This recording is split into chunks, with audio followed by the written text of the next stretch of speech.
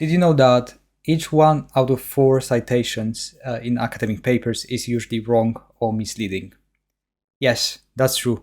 Many people make mistakes when using references in their research, and that causes confusion. That causes us difficulties as a researchers, and it is difficult to follow who cited what and who did what later on. So this is important to that's why it is important to properly reference your sources in your literature.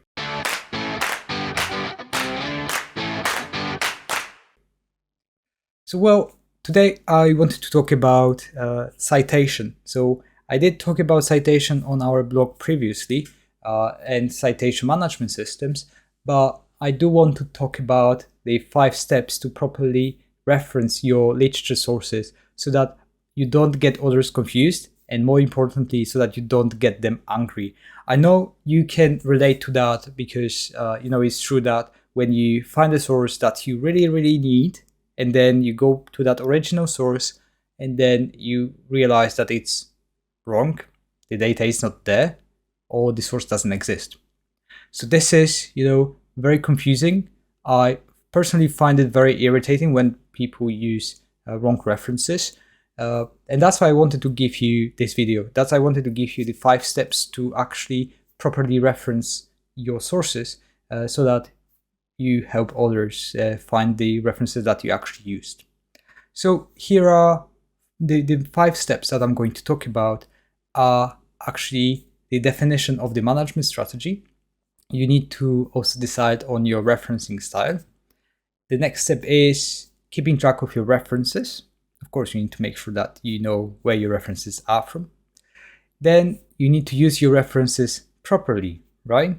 That's also an important factor. And finally, you need to make sure that all of your data that you collected, all of your references that you collected are appropriate, complete, and well presented. So let me dive into the details of those 5 steps. So the step number 1, define reference management strategy. I know strategy is a fancy word that many people use, but it boils down to selection, whether you do your references manually or whether you use a software. So manual kind of doing references manually has been there for ages, and I used to do my references manually until my master thesis. So basically, when you do your references manually, it means that you have a document with your references, and you basically keep track of what you cite and when you cite using your own manual kind of management system. So it could be a piece of paper, could be a document in Word, and it tends to be quite time consuming. You can use the software to automate this. So basically, you can use Mendeley or Zotero or even EndNote to manage your references. So reference management software, I did mention that on our blog already, and I'll link that in the comment. Well, reference management software lets you create your own database of references, and that database of references can be linked with your document. So you can use references directly in Word or LaTeX and so on, based on your database, and that database can be used later with any sort of documents that you use. So you can copy paste text, and your references will be still active. So that's step number 1. You have to decide how you manage your references before you actually start doing that, right? It's easy to just jump into it, but it's pretty important to understand what is involved. And then if you use software, remember it's just software, so it can lead to mistakes. Step number 2, you do need to decide on your referencing style.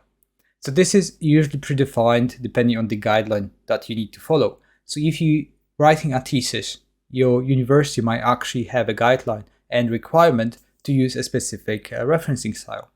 The same applies to journals, so please do check author guidelines, because they usually specify what sort of references they want.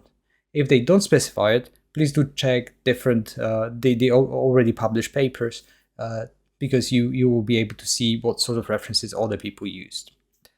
In terms of the types of the references, we usually distinguish two main types, which is the author date type, where you basically use the author name and the date as the in-text citation, and then the bibliography or your reference list follows pretty standard format, which is list of authors, date, title of the journal paper, for example. Then you've got the journal title and the journal properties, so volume, issue, and page.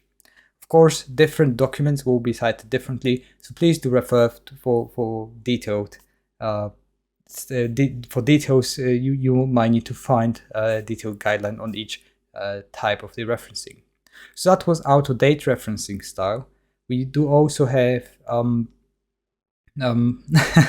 we do have numbered style, where you basically number references in the chronological order as they occur in your text. So you have the first paper that you ever cite would be number 1. This next paper will be number 2, and so on and so on. So this is the numbered style. Of course, there are many different numbered styles. You can have small numbers, you can have numbers in squared brackets, you can have numbers in normal brackets, you can have footnotes, and so on. So again, double check what is required and make sure that you follow it properly. If you use reference management software, you can definitely select different styles. And then, for example, if you submit your paper to a different journal, you might quickly modify your referencing style, which is pretty useful, isn't it? Step number 3 is you do have to keep track of your references. Even if you use software, you do need to use it, right? It's not enough just to put the reference in the software database. You do need to put that in your document.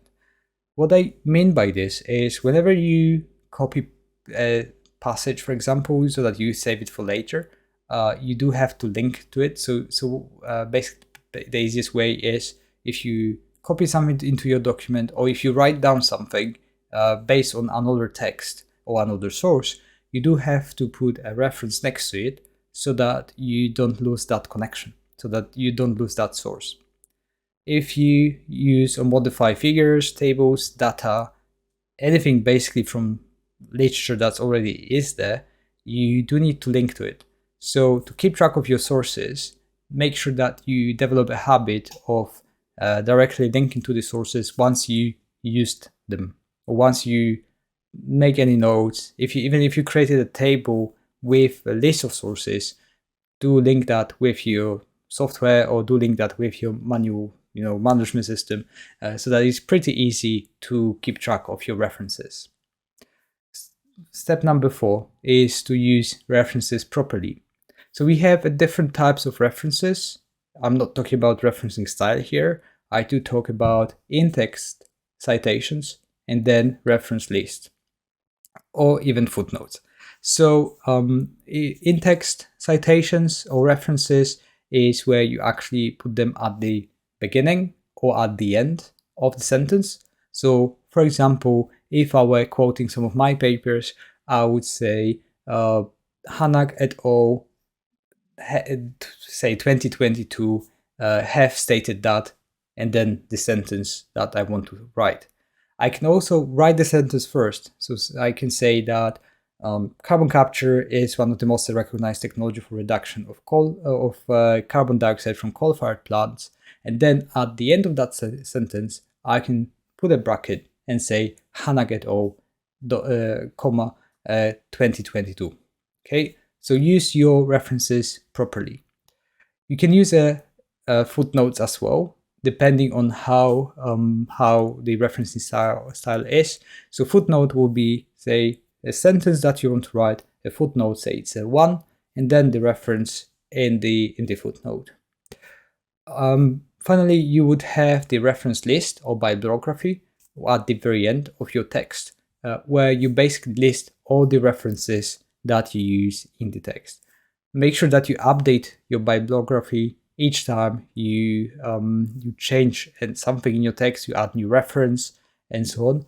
It should update automatically if you use the software, but sometimes there might be some glitches that will prevent the update from happening, and as a result, your list might be incomplete, or you might have some uncited references in your paper, and that's usually picked up by the journal. So do make sure that you double check this.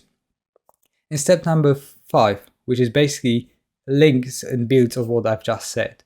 You do need to prove your references and your bibliography before you actually submit your work to a journal or as a thesis. This is mostly because software is just a software if you use the software, and basically it might not capture all the data, especially if you use auto capture features and plugins. They might not capture volumes, they might not capture page numbers, they might not capture the appropriate journal names. So you do need to check whether you've got all the bibliographic data that helps us to identify the source that you used. And also, you might want to double check whether there are any subscripts, superscripts, or any other formatting issues that you need to pay attention to make sure that your references look nice and tidy and clear. Okay, so you can see basically that referencing it shouldn't be difficult. It's just a 5-step process that you should follow, and that should help you to make sure that you don't make any mistake in your references, and that your text will not contribute towards 1 out of 4 missed cited papers in the current literature. So I do trust this is helpful. If you need support with referencing, writing, or developing your research or research profile, please do let me know. I'm always happy to help. We've got enough resources on those subjects that we can share with you. And if you like this video, please do like, subscribe, and comment, because I'm really eager to reach as many people as possible, because I'm on my mission to actually support others and share my experience, because what's the point of gaining experience if you cannot share it, right? So I do hope you enjoy this, and yeah, let's work together at some point.